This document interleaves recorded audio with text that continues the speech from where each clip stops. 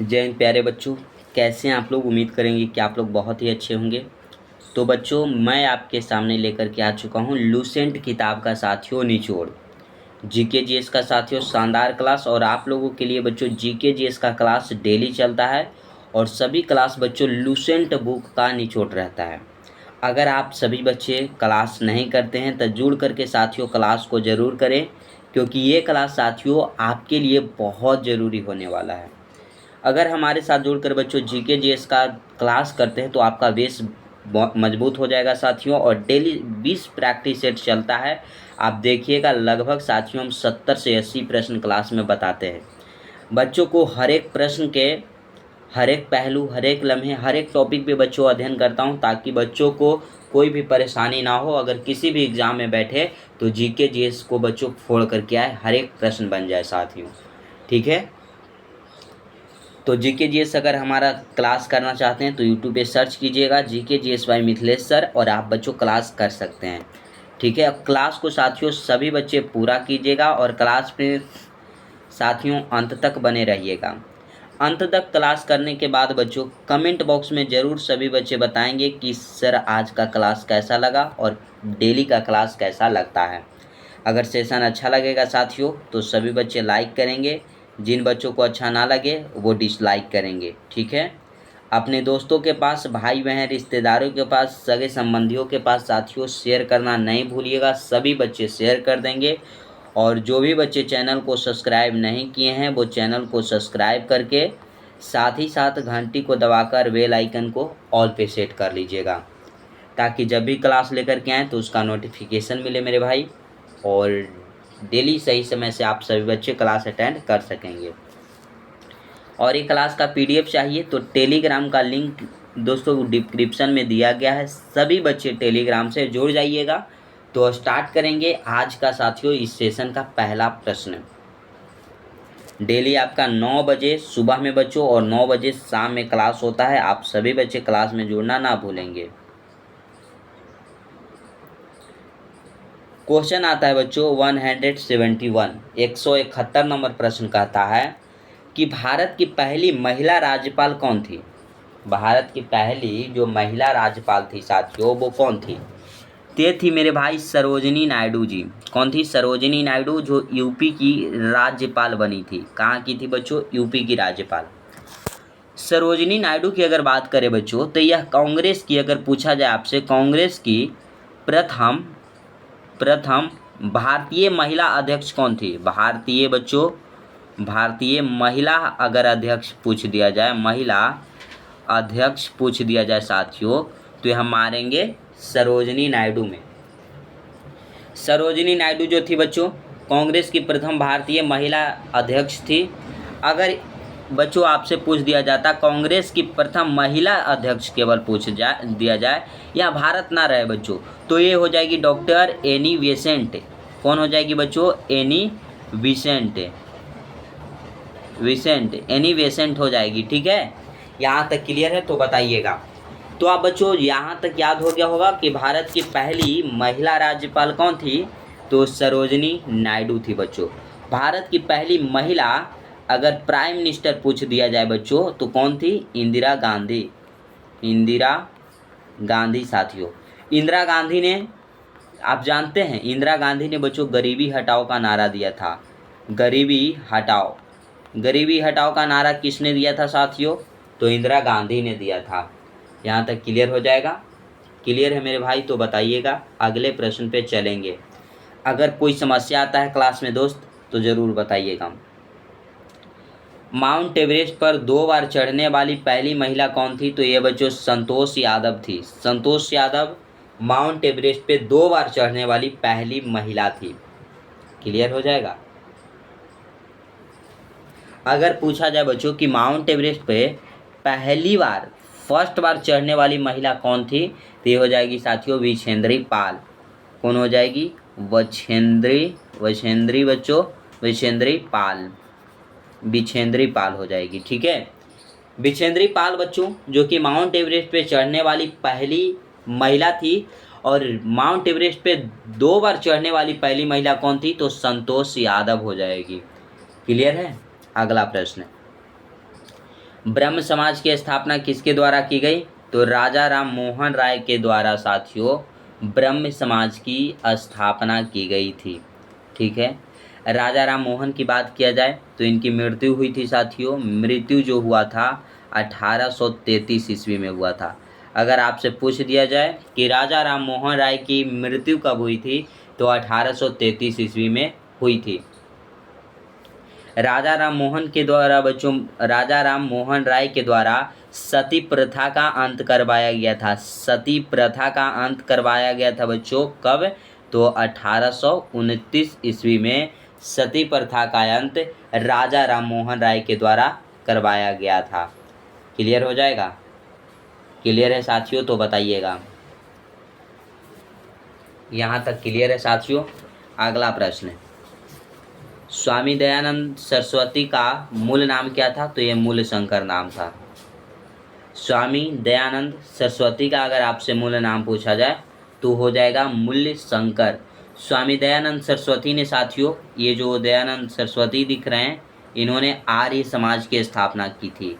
अगर पूछा जाए आपसे कि आर्य समाज की स्थापना किसने की, तो स्वामी दयानंद सरस्वती ने कब की? तो 1875 ईस्वी में किए थे। क्लियर हो जाएगा दोस्तों? इन्होंने एक नारा दिया था मेरे भाई, वेदों की ओर लौटो, वेदों की ओर लौटो। अगर आपसे पूछा जाए वेदों की ओर लौटो का नारा किसने दिया था, तो स्वामी दयानंद सरस्वती ने दिया था। आर्य समाज की स्थापना किसने किया? तो स्वामी दयानंद सरस्वती ने साथियों। कब किया?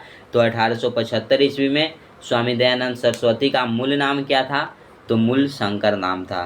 क्लियर हो जाएगा? अगला प्रश्न, वेदों की ओर लौटो का नारा किसने दिया? तो स्वामी दयानंद सरस्वती ने। अभी तो हमने बताया साथियों कि स्वामी दयानंद सरस्वती ने वेदों की ओर लौटो का नारा दिया था। क्या अगले प्रश्न पे चलें दोस्त? अगला प्रश्न देखिएगा। अगर साथियों क्लास में कोई परेशानी आती है तो सभी बच्चे जरूर बताएंगे। रामकृष्ण मिशन की स्थापना किसने की? तो स्वामी विवेकानंद ने। स्वामी विवेकानंद ने बच्चों रामकृष्ण मिशन की स्थापना किए थे। वास्को डी गामा भारत कब आया? तो 1498 ईस्वी में बच्चों वास्को डी गामा ने भारत की खोज की थी। भारत की बच्चों समुद्री मार्ग की खोज की थी। भारत की खोज तो पहले से हो चुकी थी, लेकिन समुद्री मार्ग से आया था, यह समुद्री मार्ग की खोज की थी बच्चों। ये कहाँ पे आया था? जो वास्को डी गामा था बच्चों, यह केरल में आया था। केरल के निकट में बच्चों एक कालीकट बंदरगाह है। कालीकट बंदरगाह पे आया था। बंदरगाह पे बच्चों आया था। कालीकट का उस समय राजा कौन था? कालीकट का राजा था बच्चों जमोरिन ने साथियों वास्को डी गामा का स्वागत किया था। अगर पूछा जाए कि कालीकट बंदरगाह पे वास्को डी गामा का स्वागत किसने किया था, तो जमोरिन ने किया था। क्योंकि केरल का राजा उस समय बच्चों वास्को डी गामा था, वास्को डी गामा नहीं, जमोरिन था। और वास्को डी गामा 1498 ईस्वी में भारत आया था। भारत की समुद्री मार्ग का खोज किया था। वास्को डी गामा मेरे भाई यह पुर्तगाल का था। पुर्तगाल। अगर पूछा जाए कि वास्को डी गामा कहाँ का था, तो पुर्तगाल का हो जाएगा। क्लियर है? सभी बच्चे बताइएगा। यहाँ तक क्लियर है साथियों? अगर पूछ दिया जाए बच्चों कि अमेरिका की खोज किसने की थी, ये तो भारत की खोज की थी। अगर आपको एग्जाम में आएगा साथियों कि भारत की खोज किसने की, तो वास्को डी गामा लगा देना है। कब की? तो 1498 ईस्वी में। अमेरिका की खोज की थी 1492 ईस्वी में बच्चों कोलंबस ने।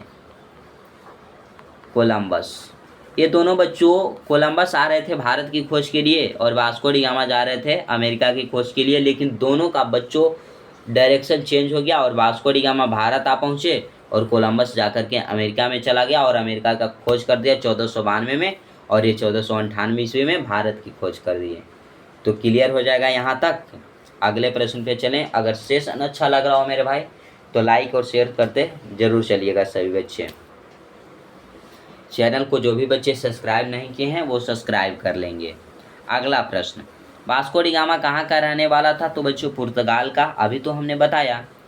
हवा महल कहाँ है बच्चों? जयपुर में है।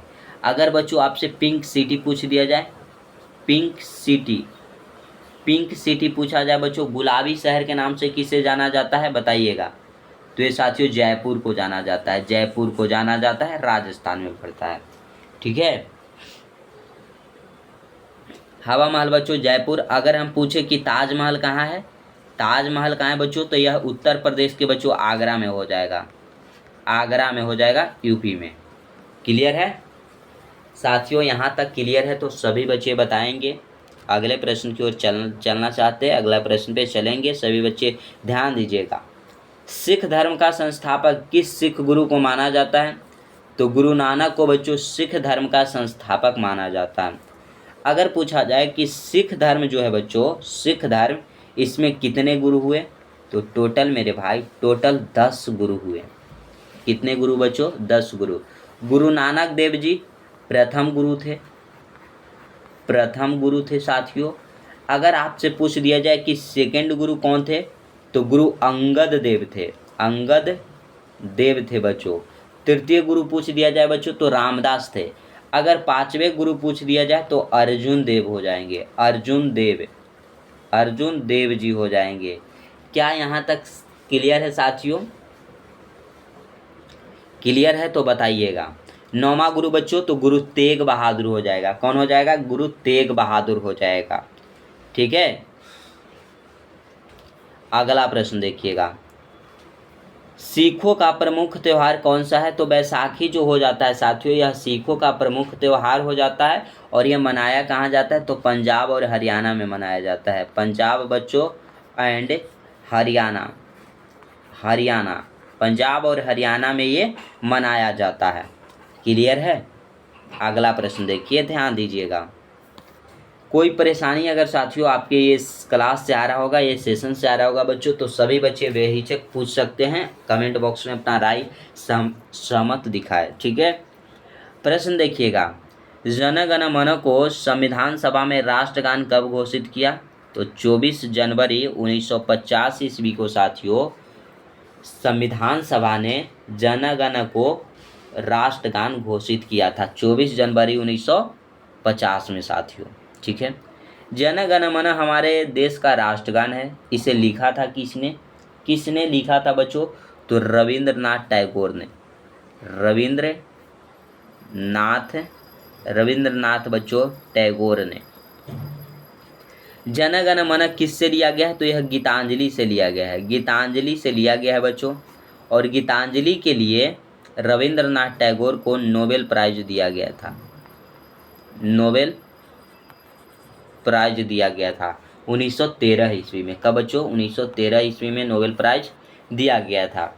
जन गण गाने में बच्चों समय कितना लगता है, अगर समय पूछ दिया जाए तो 52 सेकंड का बच्चों, 52 सेकंड का समय लगता है जन गण मन को गाने में। ठीक है, यहाँ तक दोस्तों अगर क्लियर है तो बताइएगा। क्लियर है साथियों। हमारे देश का जो संविधान है ये कब लागू हुआ था बच्चों, पहले तो बताइएगा कि बनकर तैयार कब हुआ, फिर बच्चों बताइएगा कि लागू कब हुआ, लागू कब हुआ, ये दोनों डेट बता दीजिए। तो बनकर जो तैयार हुआ था बच्चों यह 26 नवंबर 1949 ईस्वी में हमारे भारतीय संविधान जो है वो बनकर तैयार हो गया था। लेकिन संविधान को लागू कब किया गया था, तो ये बच्चों 26 नवंबर लिख देना मेरे भाई, 26 जनवरी 1950 ईस्वी को जब हमारा देश जो था वो गणतंत्र हुआ था, उस समय संविधान को लागू किया गया था। यहाँ तक क्लियर है दोस्तों, तो बताइएगा। अगले प्रश्न पे चलेंगे, अगला ध्यान दीजिए। खुदा बवस पुस्तकालय कहाँ है, पटना में है बच्चों। पटना में जो गोलघर है मेरे भाई, गोलघर कहाँ में है, तो पटना में है। इसकी स्थापना कब हुई, तो 1916 ईस्वी में साथियों गोलघर की स्थापना हुई है। 1916 में लखनऊ समझौता हुआ था बच्चों, समझौता। ठीक है, लखनऊ की स्थापना किसने किया था बच्चों, तो मुगल सम्राट अकबर ने बच्चों इलाहाबाद की स्थापना किया था। इलाहाबाद, लखनऊ बच्चों किसकी राजधानी है, तो यूपी की राजधानी हो जाती है साथियों लखनऊ। लखनऊ को साथियों नवाबों का शहर कहा जाता है, नवाबों का साथियों शहर अगर आपसे पूछा जाए तो लखनऊ को कहा जाता है। यहाँ तक क्या बच्चों क्लियर है, क्लियर है साथियों। बिहार का बच्चों सर्वाधिक जनसंख्या वाला, सर्वाधिक अगर पूछा जाए सर्वाधिक बच्चों जनसंख्या वाला जिला कौन सा है बच्चों? तो ये हो जाएगा पटना। क्या हो जाएगा? पटना हो जाएगा साथियों। ठीक है, क्लियर है? तो सभी बच्चे बताइएगा। सबसे अधिक क्षेत्रफल बच्चों, क्षेत्रफल की दृष्टि से सबसे बड़ा जिला बिहार का, तो ये हो जाता है पश्चिमी चंपारण। पश्चिमी बच्चों चंपारण हो जाएगा। क्लियर हो जाएगा। गंगा नदी जो है साथियों पटना में सबसे लंबा बहती है, 99 किलोमीटर बहती है। बिहार के अगर बच्चों आपसे मानचित्र पूछ दिया जाए, मानचित्र तो पूछेगा नहीं आपको बच्चों, हम बता देते हैं, आपको मानचित्र बता देते हैं बिहार का मानचित्र ऐसा है। ठीक है, और गंगा नदी जो है ये बीच से होकर के गुजरती है, बिहार के 12 जिला से होकर के गुजरती है। 12 जिला बच्चों। अगर यूपी से बात किया जाए ना कि यूपी में सर गंगा नदी नहीं गुजरती है सर, तो 28 जिला से होकर के गुजरती है। यूपी के 28 जिला से होकर के गुजरती है और बिहार के 12 जिला से होकर के गुजरती है। गंगा नदी की बच्चों अगर पूछा जाए गंगा नदी की सबसे बड़ी सहायक नदी कौन सी है? सबसे बड़ी सहायक नदी साथियों तो यमुना नदी हो जाएगा। यमुना नदी जिसकी लंबाई 1326 किलोमीटर है साथियों। कितना है? 1326 किलोमीटर। और यह साथियों यमुना नदी प्रयागराज साथियों, प्रयागराज यूपी के जो प्रयागराज है वहीं पे गंगा नदी से आकर के मिलती है। क्लियर साथियों? और यह दक्षिण की ओर मिलती है साथियों। अगर गंगा नदी यहाँ से बहती है तो ये दक्षिणी तट पे जाकर के मिलती है।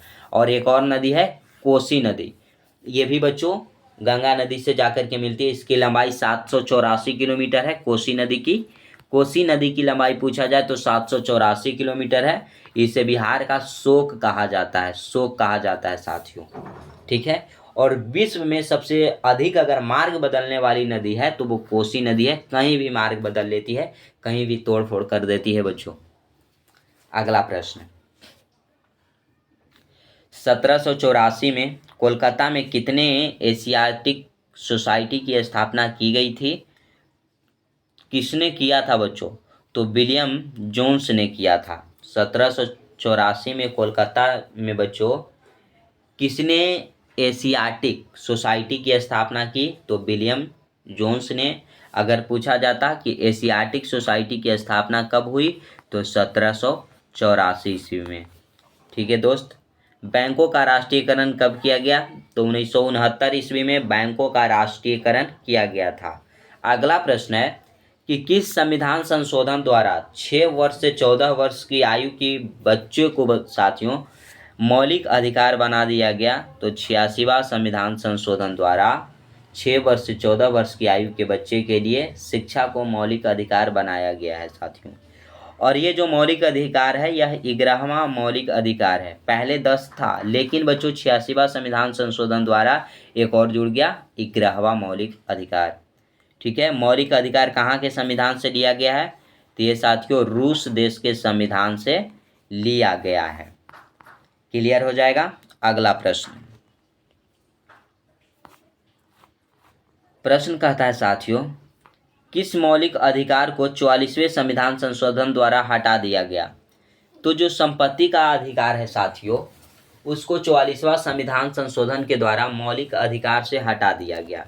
क्योंकि पहले था बच्चों संपत्ति का अधिकार जो था वो मौलिक अधिकार था, अपना अधिकार था, लेकिन अब हटा करके इसे कानूनन अधिकार बना दिया, कानूनन अधिकार बना दिया गया है। पहले देखते थे कि रोड जो रहता था बच्चों ऐसे ऐसे ऐसे ऐसे ऐसे रहता था, लेकिन अब रहता है, अब रोड रहता है बच्चों ऐसे रहता है। क्योंकि पहले के जो खेत थे बच्चों, ज़मीन थे जो कोई देना नहीं चाहता था, और नहीं देगा तो साथियों रोड बनेगा कैसे? जो दिया उसके तरफ से ऐसा ऐसा जाता था रोड। लेकिन अब का जो रोड था वो ऐसा हो गया है, संपत्ति का अधिकार मौलिक अधिकार से हटा दिया गया तो कानूनन अधिकार बन गया बच्चों। कानून जो कहेगी वो सुनना पड़ेगा। और पहले ऐसा नहीं था, पहले लोग लाठी लेकर खड़े हो जाते थे कि मेरा ज़मीन है, कैसे तुम पार करोगे? नहीं पार करना है तो सरकार को झुकना पड़ता था, सरकार पार नहीं करती थी। लेकिन अब ऐसा नहीं है। अगर मानते हो, प्यार से मानते हो तो सही है, अगर नहीं मानते हो तो सरकार ऐसे ऐसे नहीं बनाएगी, डायरेक्ट ऐसे बनाएगी और कुछ उसके बदले मुआवजा देगी, वो भी आपको नहीं दिया जाएगा अगर ज़्यादा टेढ़ियाओगे तो। 23.5 डिग्री उत्तरी अक्षांश रेखा को क्या कहते हैं? कर्क रेखा कहते हैं। कर्क रेखा पे बच्चों चर्चा कर लें। देखिएगा, ये साथियों हमारा भारत है, टूटी फूटी नक्शा में देखिएगा। ये ऊपर तो नहीं बना सकते, लेकिन यहाँ तो बना सकते हैं ना मेरे भाई, यहाँ तो बना सकते हैं ना, यहाँ तो बना सकते हैं ना। ये देखिएगा, ये हमारा भारत है, ठीक है, टूटी फूटी नक्शा में। अब कर्क रेखा जो है बच्चों भारत के बीचों बीच से होकर के गुजरती है, भारत के बीचों बीच से होकर के गुजरती है। और भारत के साथियों 8 राज्यों से होकर कर्क रेखा गुजरती है। 1 राज्य, 2 राज्य, 3 राज्य, 4, 5, 6, 7 और 1, 8। बोलिएगा सर कौन कौन राज्य से होकर के गुजरती है? तो साथियों गुजरात, गुजरात बच्चों, गुजरात, राजस्थान, मध्य प्रदेश, छत्तीसगढ़, झारखंड, पश्चिम बंगाल, वेस्ट बंगाल बच्चों, त्रिपुरा और एक हो जाएगा मिजोरम। ये 8 राज्यों से होकर के कर्क रेखा गुजरती है, जो भारत के बीचों बीच से होकर के गुजरती है साथियों। क्लियर है? ये तो बच्चों हमारा भारत था। भारत के 8 राज्यों से एक कर्क रेखा गुजरती है, इतना मनी नहीं, एक ही गुजरती है। 23.5 डिग्री बच्चों उत्तरी अक्षांश रेखा, और साथ ही साथ बच्चों यहाँ से 82.5 डिग्री गुजरती है। 82.5 डिग्री पूर्वी देशांतर रेखा साथियों, जो हमारे देश का, भारत का मानक समय माना जाता है। मानक समय रेखा कितना डिग्री देशांतर रेखा को माना जाता है? तो 82.5 डिग्री देशांतर रेखा को माना जाता है। यह दोस्तों एक दूसरे को जो यहाँ प्रतिच्छेद करती है वो छत्तीसगढ़ राज्य में करती है। छत्तीसगढ़। अगर आपसे पूछा जाएगा साथियों कि 23.5 डिग्री उत्तरी अक्षांश रेखा और 82.5 डिग्री पूर्वी देशांतर रेखा एक दूसरे को कहाँ पे प्रतिच्छेद करती है? तो छत्तीसगढ़ राज्य में प्रतिच्छेद करती है। ये बच्चों बिहार एसआई का पूछा गया प्रश्न है, बिहार एसआई का बच्चों पूछा हुआ प्रश्न है, देखिएगा, ध्यान दीजिएगा। और साथियों किस किस राज्य से होकर के दोनों गुजरती है? बताइएगा कि 23.5 डिग्री जो उत्तरी अक्षांश रेखा है और 82.5 डिग्री जो पूर्वी देशांतर रेखा है, कौन कौन राज्य से होकर के गुजरती है? तो एक दूसरे को बच्चों छत्तीसगढ़ राज्य में तो काटती है, लेकिन बच्चों मध्य प्रदेश और छत्तीसगढ़ राज्य, ये दोनों से होकर के गुजरती है, दोनों। क्लियर हो जाएगा? तो ये दोनों बच्चों प्रश्न बहुत इंपॉर्टेंट है, इसलिए आपको हमने बता दिया। आपको साथियों ध्यान देना है, कुछ सोचना नहीं है बच्चों, इसे याद रखिएगा, या तो नोट कर लीजिए, कॉपी पे नोट कर लीजिएगा। देखा जाए बच्चों ना, तो ये हमारा देखिएगा, ये पूरा पृथ्वी है, गोल है। पृथ्वी कैसा है? गोल है। ये बच्चों जो पृथ्वी को 2 बराबर भागों में बांटा, ये है 0 डिग्री बच्चों देशांतर रेखा। कोई भी देश बच्चों अपने समय का निर्धारण जो करता है 0 डिग्री देशांतर रेखा से ही करता है। और हमारा देश जो है बच्चों भारत भी 0 डिग्री देशांतर रेखा से ही समय का निर्धारण किया है। हमारा मानक समय रेखा 82.5 डिग्री है। 82.5 डिग्री बच्चों पूर्वी देशांतर रेखा। ये देखिएगा, ये है बच्चों, ये 0 डिग्री अक्षांश रेखा है साथियों। पूछिएगा कि सर हमारा भारत किधर है सर? तो भारत साथियों ये ऊपर जाइएगा तो उत्तरी गोलार्ध, नीचे जाइएगा तो दक्षिणी गोलार्ध। इधर बच्चों पूर्वी देशांतर, इधर जाइएगा तो पश्चिमी देशांतर। तो हमारा भारत यहाँ पे आपको देखने को मिलेगा। और यहीं बच्चों 23.5 डिग्री, ये है 23.5 डिग्री बच्चों, 23.5 डिग्री उत्तरी अक्षांश रेखा जो है वो हमारे भारत के 8 राज्यों से होकर के गुजरती है। 8 राज्यों से होकर के मेरे भाई गुजरती है। तो क्या यहाँ तक क्लियर है?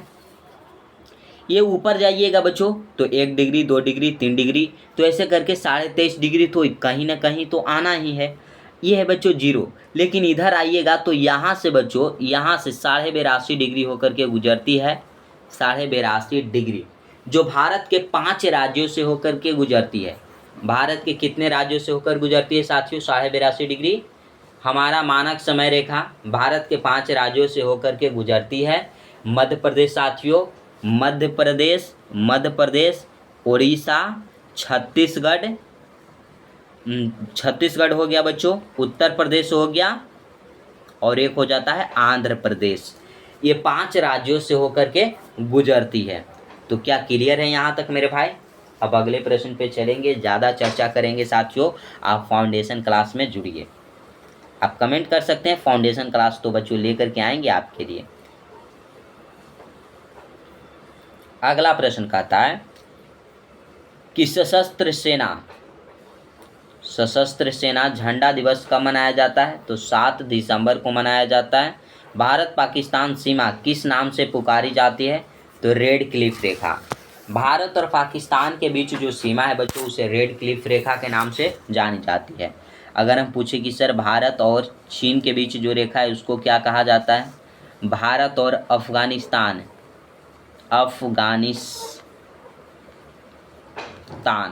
के बीच कौन सी रेखा है?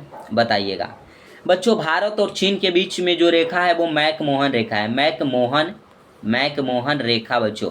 ये देखिए, भारत और चीन के बीच नहीं खींचा गया था, ये खींचा गया था बच्चों भारत और तिब्बत के बीच। लेकिन तिब्बत पे 1914 ईस्वी में बच्चों चीन का अधिकार हो गया। चीन ने पूरे तिब्बत पे अधिकार कर लिया और 1914 ईस्वी में मैकमोहन रेखा भारत और चीन के बीच आ गया। ठीक है। अफगानिस्तान और भारत के बीच बच्चों डुरंड रेखा है, डुरंड रेखा। क्या दोस्तों यहाँ तक क्लियर हो जाएगा? क्लियर है तो बताइएगा सभी बच्चे। तो साथियों आज यहीं तक रखेंगे। सेशन कैसा लगा सभी बच्चे बताइएगा। अगर सेशन अच्छा लगा होगा तो सभी बच्चे लाइक करेंगे, अच्छा नहीं लगा होगा साथियों तो डिसलाइक करेंगे। अपने दोस्तों के पास, भाई बहन, रिश्तेदारों के पास शेयर करना नहीं भूलिएगा। सभी बच्चे कमेंट बॉक्स में साथियों कमेंट कीजिएगा कि ये सेशन आपको कैसा लगा और डेली का सेशन कैसा लगता है साथियों, ज़रूर कमेंट कीजिएगा। चैनल को जो भी बच्चे सब्सक्राइब नहीं किए हैं वो चैनल को सब्सक्राइब करके साथ ही साथ मेरे भाई घंटी को दबाकर बेल आइकन को ऑल पे सेट कर लीजिएगा, ताकि साथियों आपको नोटिफिकेशन मिले और आप सही समय से क्लास अटेंड कर सकेंगे। पीडीएफ चाहिए मेरे भाई तो टेलीग्राम का लिंक जो है वो डिस्क्रिप्शन में दिया गया है। सभी बच्चे टेलीग्राम से ज़रूर जुड़िएगा। तो आज के लिए बस इतना। जय हिंद मेरे प्यारे साथियों।